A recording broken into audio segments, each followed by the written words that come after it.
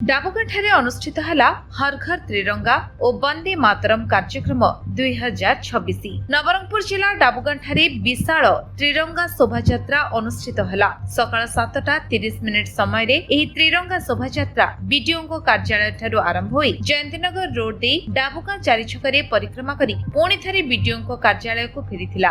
देशप्रेम रे उद्बुद्ध एही रैली रे 500 रु ऊर्ध्व छात्र छात्री सरकारी कर्मचारी एवं जनसाधारण हाथ रे त्रिरंगा पताका धरी सामिल होइथिले। ए त्रिरंगा शोभायात्रा रे डाबुगां बीडीओ समीर पात्र, डाबुगां तहसीलदार गीता मुर्मू, डाबुगां थाना अधिकारी लक्ष्मी परजा, डाबुगां ब्लॉक अध्यक्ष बीणा माझी, मान्यवर नवरंगपुर सांसदों प्रतिनिधि जे राजशेखर राव, वरिष्ठ आईनजीवी जयंत कुमार पात्र, जी किरण कुमार समेत अनेक स्थानीय जनप्रतिनिधि, मिशन शक्तिर मां माने, विभिन्न विभागीय अधिकारी, कार्यालय कर्मचारी, सुरक्षाकर्मी, विभिन्न अनुष्ठान युवकर्मी, पुलिस, गणमाध्यम प्रतिनिधि, इच्छुक देशप्रेमी युवा बंधु एवं स्थानीय जनसाधारण उपस्थित रही कार्यक्रम को एक बड़ सफलता प्रदान करथिले। समग्र डाबुगां अंचल रे एक अपूर्व देशप्रेम और उत्साहर वातावरण खेली जाइथिला। नवरंगपुर गगनगतायतक रिपोर्ट विश्व विजय न्यूज ओडिशा।